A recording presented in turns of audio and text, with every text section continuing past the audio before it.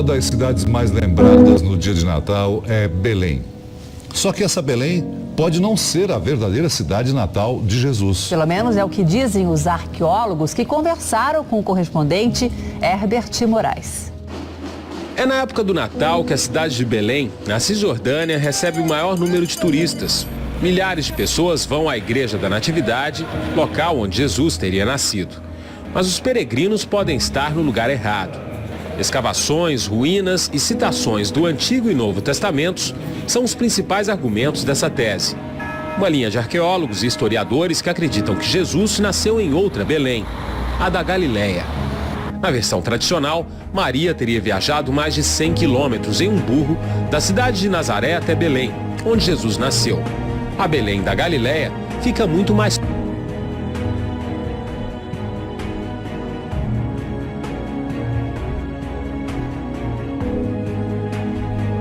A Belém da Galileia fica muito mais próxima de Nazaré, apenas 7 quilômetros. E ó são os moradores mais antigos dessa outra Belém.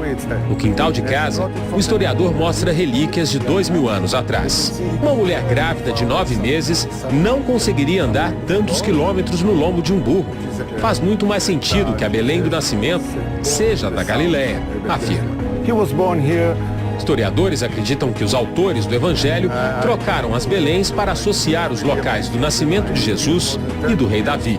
Segundo a profecia bíblica, o Messias deveria ter a mesma linhagem que Davi. Em 1965, arqueólogos encontraram onde hoje está essa estrada, uma igreja bizantina do século VI. O prédio era enorme e foi destruído pelos persas quando eles invadiram essa região 1500 anos atrás. Onde hoje está essa árvore, aqui embaixo, existe uma caverna. E era justamente este ponto, o altar principal da igreja. Para este arqueólogo, a caverna teria sido o local do nascimento de Jesus. Segundo Aviram, a igreja, que foi construída 6 séculos depois, tinha 40 metros de extensão. Como pode uma igreja desse porte ter sido construída por aqui? Sinal de que esse lugar tinha um significado. Jesus pode ter nascido aqui sim, afirma. Jesus was probably born here. Depois que divulgou a tese, o arqueólogo foi rebaixado de posto na Autoridade de Antiguidades de Israel e não recebe mais incentivos para outras escavações. Depois que divulgou a tese, o arqueólogo foi rebaixado de posto na Autoridade de Antiguidades de Israel e não recebe mais incentivos para outras escavações. As ruínas da igreja foram tampadas com asfalto. Até mesmo o Vaticano ignorou essa história. Eles acreditam na tradição e não querem que as escavações continuem. Eu, particularmente, acho tudo isso fascinante.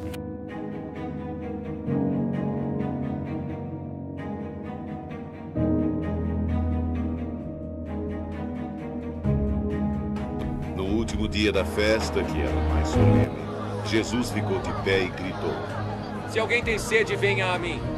E aquele que acredita em mim, beba. E como diz a Escritura, do seu seio jorrarão rios de água viva. Jesus disse isso referindo-se ao Espírito que deveriam receber os que acreditassem nele. De fato, ainda não havia Espírito, porque Jesus ainda não tinha sido glorificado. Ouvindo essas palavras, alguns diziam no meio da multidão: De fato, esse homem é mesmo o profeta. O Messias não virá da Galileia?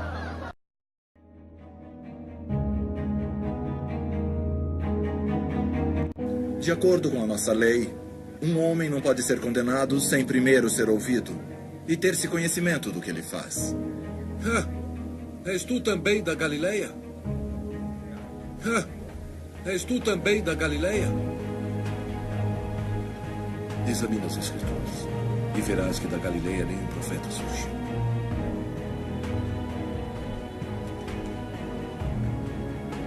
E cada um voltou para sua casa e Jesus também se retirou.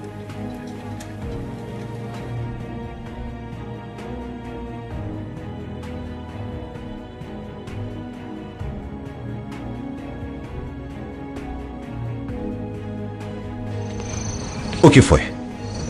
Tumulto na cidade. Caifás prendeu um profeta e ele está sendo interrogado agora. Quem? Um certo galileu. Parece que os fariseus o odeiam muito. Um galileu? De quem falas?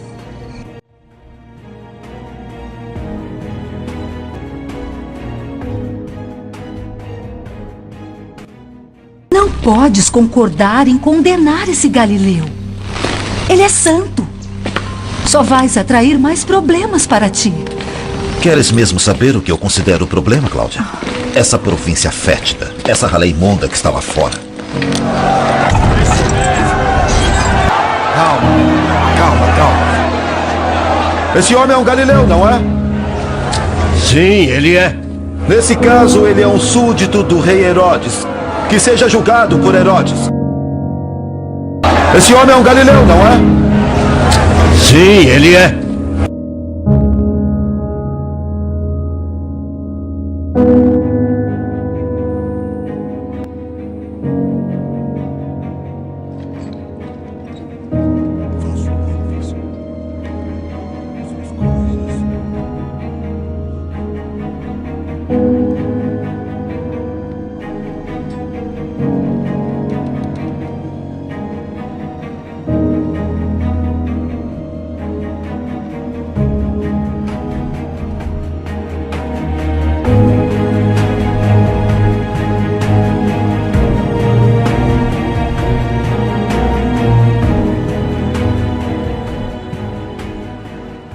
Vamos! Quem é? Quem? Meu filho! É a mãe do Galileu. Vamos! Primeiro eu vou fazer uma pergunta para vocês. Se você estivesse com a sua mulher grávida, e ela tivesse de 9 meses, você teria coragem de pegar a sua mulher grávida de 9 meses, colocá-la em cima de um burro e andar com ela 150 quilômetros, que dá mais ou menos um dia e meio naquela época? Você faria isso? Pois bem, naquela época teve o censo romano em várias cidades, tanto como Samaria, na Galileia, na Judéia, em várias cidades teve. Naquela época existiam 3 cidades. Galileia falava aramaico, Samaria falava também aramaico e a Judéia que falava hebraico. Claro, não se esqueça, hebraico é uma cópia barata do aramaico. Pois bem, todo mundo diz que o Messias nasceu em Belém, Israel, Belém da Judéia. Hoje, se você pesquisar, você vai ver que Belém hoje, ou antes, ou sempre foi, Belém sempre foi na Cisjordânia. Toda vez que as pessoas vão em Israel, tem que atravessar a fronteira. Olha a mentira que eles fizeram. Ao ponto que chegou. Você chega em Israel pensando que lá é a Terra Santa que eles dizem. Você chega lá e aí quando você chega para visitar onde eles dizem que o Messias nasceu, você tem que atravessar um país. Você tem que sair, apresentar o passaporte, atravessar de Israel para Cisjordânia, onde fica Belém. Mas claro que o Messias não nasceu em Belém, nem da Cisjordânia, nem em Belém da Judéia. O Messias nasceu em Belém da Galileia. Note, Belém da Galileia, Belém da Judéia, de Nazaré até Belém da Judéia, que é a Cisjordânia, não é Israel, eles mentiram para vocês. Fica a 150 quilômetros, de Nazaré até Belém da Cisjordânia, que Judéia não tem Belém. A Belém, o que eles dizem onde o Messias nasceu, fica na Cisjordânia. Se você for em Israel, você tem que descer em Israel, e em Israel, chegando numa parte, você tem que atravessar a fronteira e ir para a Cisjordânia para ver onde eles dizem que o Messias nasceu. Claro, uma mentira, isso nunca existiu, o Messias não nasceu lá. Só que de Nazaré até Belém da Galileia são 7 quilômetros. Agora eu digo para vocês, meus irmãos, nosso José e Maria na época, o nome que nós reconhecemos hoje, isso não faz muita diferença para a gente, se é Miriam, se é José, isso aí importa a história, o contexto. Então, José e Maria saíram de Nazaré para ir para uma Galileia, para ir para uma Belém. Aí a história, farsa que eles fizeram, colocou Belém da Judéia, que não existe Belém da Judéia. Belém fica na Cisjordânia, que é de Nazaré até Belém da Cisjordânia, que eles dizem que é a Judéia, são 150 quilômetros. Imagina uma mulher grávida de 9 meses, andar em cima de um burro, 150 quilômetros, para ir em Belém da Judéia, que é Cisjordânia, não é Israel, é na Cisjordânia. A farsa, meu, é uma farsa. E aí você analisando os mapas antigos, você vai ver que existe uma Belém, que de Nazaré até Belém da Galileia são 7 quilômetros. Para onde você acha que o José e Maria levaram o nosso Messias? Para Belém da Judéia, Cisjordânia, que eles falam que é Judéia, mas é Cisjordânia, 150 quilômetros, ou Belém da Galileia, que é 7 quilômetros. O censo dos romanos estava tendo em todos os estados naquela época, tanto em Belém da Galileia, como em Belém da Cisjordânia, que eles dizem que é Judéia, e também em Samaria. Em vários lugares estavam tendo censo. Então, quando José e Maria saíram de Nazaré para ir para o censo, era em Belém da Galileia. Eu vou mostrar o mapa para vocês, aí vocês vão analisar e depois vocês pesquisam para ver o que eu estou falando. Pois bem, então hoje vocês sabem que a farsa de dizer que o Messias nasceu em Belém da Judéia é mentira. Porque Belém não existe Belém na Judéia, existe Belém na Cisjordânia. Então essa farsa acabou, não existe. O Messias nasceu em Belém da Galileia. Vocês vão ver o mapa aí e vocês vão conferir. Depois você entra no site e sai procurando os mapas mais antigos possível que vocês vão ver Belém da Galileia. Então, meus irmãos, só para confirmar para vocês hoje é um estudo importante. O Messias era galileu, Simão Pedro Galileu, André Galileu, Tiago Galileu, João Galileu, Felipe Galileu, Bartolomeu Galileu, Tomé era Galileu, Mateus era Galileu, Tiago era Galileu, Judas Tadeu era Galileu, Simão era Galileu e Judas Iscariote, judeu. Todos esses, tirando Judas Iscariote, falava aramaico. Judas Iscariote nasceu na Judéia. Tenta entender, meus irmãos, quando o nosso Messias escolheu os 12 apóstolos, ele escolheu 11 galileu e 1 judeu. Os 11 galileu falavam aramaico. Judas Iscariote falava hebraico. Não se esqueça, hebraico é uma cópia barata do aramaico. Nota, meus irmãos, o que o nosso Messias fez. Ele mandou uma mensagem pra gente. 12 são galileus. Desculpa, 11 são galileus. 1 é judeu. E quem traiu o nosso Messias? Não foi o judeu? Essa mensagem que o Messias queria mandar pra gente. Olha, escolhi 12 homens. 11 são galileus e 1 é judeu. Entendeu, meus irmãos?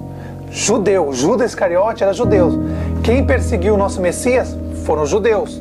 Quem mandou os romanos matar nosso Messias foram os judeus. Não tenho nada contra os judeus, mas a verdade seja dita. Eles colocaram a responsabilidade sempre em Roma. Então, meus irmãos, 11 apóstolos galileus falavam aramaico. 1 apóstolo era judeu e falava hebraico. Judas Iscariote era judeu, falava hebraico e foi o traidor. Essa é a mensagem que o nosso Messias mandou pra gente. Cuidado com os ensinamentos do judeu. Presta atenção, meus irmãos. Os judeus, os apóstolos, quando o nosso Messias morre, não se esqueça, o nosso Messias era galileu. Se você procurar nas escrituras antigas, você vai ver, todo mundo pensava que ele era samaritano, falava assim, você não é samaritano? Você não tem um demônio dentro de você? Falavam isso para o nosso Messias. Só que o nosso Messias é galileu. Ah, mas a salvação não veio dos judeus? Lógico que não, nunca veio. A salvação veio do céu, o pão da vida desceu do céu, lá de cima. Não estamos corretos ao dizer que és samaritano e que tens um demônio em você? Eu não tenho o demônio. Antes honro a meu Pai e vós me desonrais. Eu não busco a minha própria glória, mas a quem a busque, julgue a meu favor. Então, meus irmãos, o Messias era galileu. Os 11 apóstolos era galileu. Um só, Judas Iscariote, era judeu que falava hebraico. Essa mensagem que o nosso Messias mandou pra gente era para isso. 11 galileu, o Messias era galileu, mais 11 apóstolos galileu, e Judas Iscariotes era judeu, falava hebraico. O traidor, que pegava tudo e fazia as farsas. Hoje é a mesma coisa. Quando você pega as escrituras do Novo Testamento, meus irmãos, o Novo Testamento é todo todo ele foi feito praticamente em grego. E aí você quer pegar o Novo Testamento em grego e traduzir para o hebraico, meus irmãos? Não existe isso. Quando esse hebraico nasceu, foi para confundir a cabeça das pessoas. O Novo Testamento inteiro foi escrito em grego.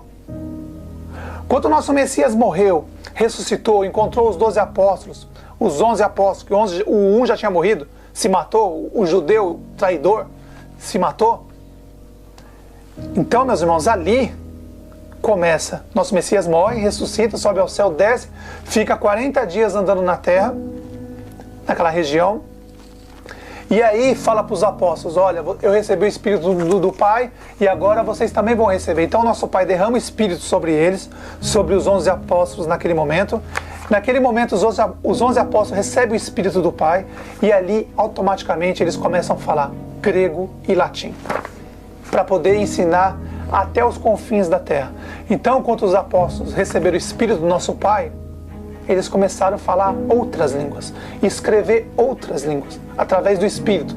Eles não precisaram ir numa escolinha de hebraico ou de aramaico, eles não precisaram. O Espírito, quando eles iam pregar em Roma, eles iam pregar em latim.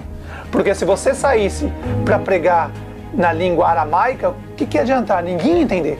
Se os apóstolos fossem na Grécia para pregar em aramaico, ninguém ia entender. Por isso que nosso Pai deu o Espírito para eles e eles automaticamente já sabiam falar e escrever o grego e o latim. Depois disso, o nosso Messias escolhe Paulo, ou Paulo de Tarso, ou Saulo. Escolhe Saulo. E de onde que é Saulo? Paulo, hoje nós conhecemos como Paulo, mas é Saulo de Tarso. E de onde que é o nosso irmão Paulo, o último apóstolo que foi escolhido? Nosso irmão Paulo, o último apóstolo, nasceu em Tarso. Antigamente era a Pérsia, hoje é a Turquia. Então dos 11 apóstolos, dos 12 apóstolos, 11 era Galileu e um hoje era da Pérsia naquela época, mas hoje é turco. Se você for falar, pode falar que não tem problema. O nosso irmão Paulo era turco, de Tarso. Naquela época era a Pérsia, mas hoje é a Turquia. Então, 11 apóstolos, Galileu, nosso Messias era Galileu, só um, Judas Iscariotes, era judeu que falava hebraico.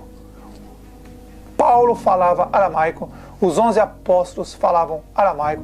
Nosso Messias falava aramaico, grego, latim, ele falava todas as línguas. Quando o nosso Messias ia ensinar, quando ele subia para a Síria, porque Tiro e Sidom é na Síria, ele subia para pregar lá, ele ia lá e falava em aramaico com as pessoas. E quando os gregos vinham falar com o Messias, ele falava em grego. Quando os romanos vinham falar com o nosso Messias, ele falava em latim. Nosso Messias já falava todas as línguas. Tanto é que os judeus perguntavam, olha, esse homem nunca estudou, como ele sabe todas essas coisas? Os judeus ficaram admiradas e diziam, como é que esse homem tem tanta instrução se ele nunca estudou? Minha doutrina não vem de mim mesma, e sim de Deus que me enviou. Se alguém está disposto a fazer a vontade de Deus, saberá se minha doutrina vem dele, ou se estou falando por mim mesmo.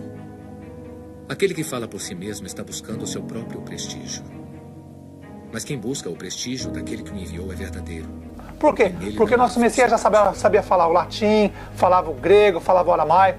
Ele ensinava em todas as línguas já. Aí depois que ele morre, ressuscita, o nosso Pai, através do nosso Messias, derrama o Espírito sobre os apóstolos e ali eles começam a falar o latim e o grego.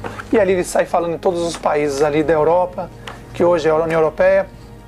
Eles vão para a Grécia, vão para Roma e todos os países ali